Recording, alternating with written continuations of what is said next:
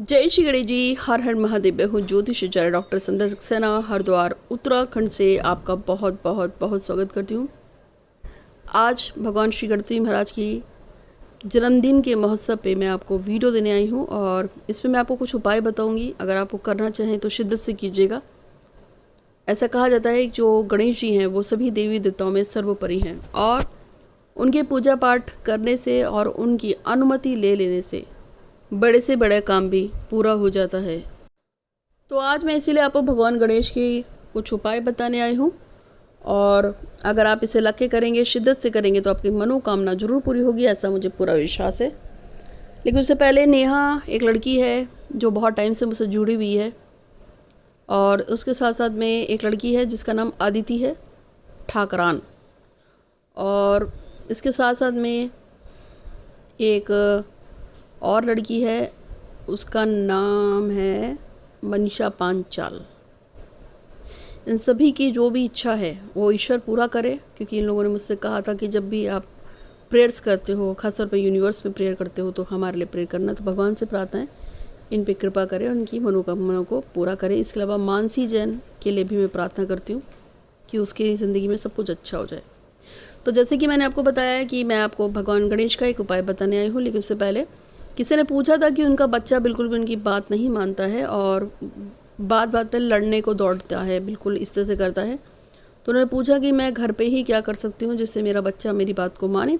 तो यदि आपका बच्चा आपकी बात को नहीं मान रहा है या घर का कोई सदस्य आपकी बात को नहीं मानता है, तो जब भी आप सिंदूर लगाते हैं तो उसका एक सिंदूर माथे में भरने के बाद आप उसी सिंदूर को थोड़ा सा हाथ में टच करके अपने उस बच्चे के या अपने पति के माथे पे लगा दीजिए।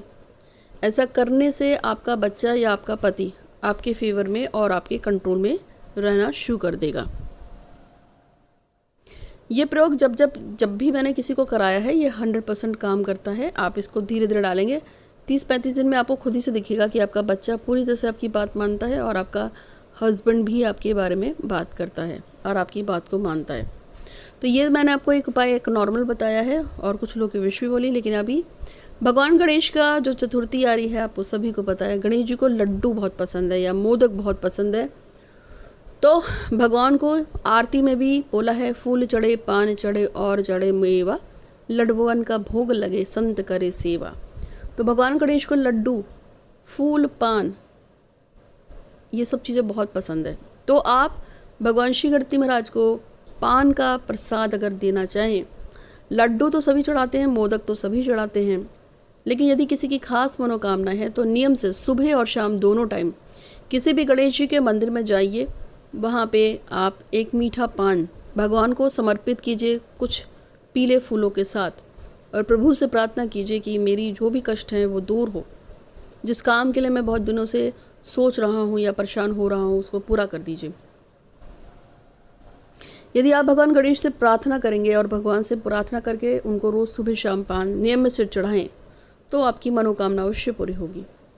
यदि किसी कारण से आप दोनों टाइम पान नहीं खिला सकते हैं तो आप सिर्फ शाम के समय 5 बजे के बाद पान उनको खिलाइए, लेकिन थोड़ी सा कपूर ले जाइएगा, क्योंकि मीठा पान चढ़ाने के बाद कपूर से या धूप बत्ती से आपको भगवान की आरती भी करनी है। और एक और बात, अगर आप हमें फॉलो करते हैं, आप सनातनी हैं, आप हिंदू धर्म को मानते हैं, तो अगरबत्ती का निषेध कर दीजिए। हमारे सनातन धर्म में अगरबत्ती का प्रयोग नहीं होता है। अगरबत्ती का प्रयोग करने से आपकी मनोकामना पूरी भी नहीं होती है और अगरबत्ती का प्रयोग करना एक तरह से पाप भी है। इसको मैं फिर कभी समझाऊंगी।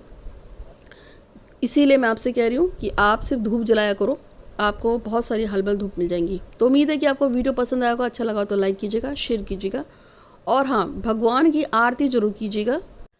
तो जैसे बताया कि शाम को आप भगवान को मीठा पान चढ़ाएंगे और उसके बाद आप भगवान की आरती कीजिए। ये काम आपको मंदिर में ही करना है, हाथ जोड़ के वापस आ जाएंगे, आपका कामना जरूर पूरी होगी।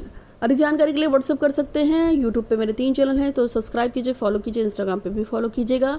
कोई प्रॉब्लम हो तो या पूजा पाठ करानी हो तो व्हाट्सअप कर सकते हैं।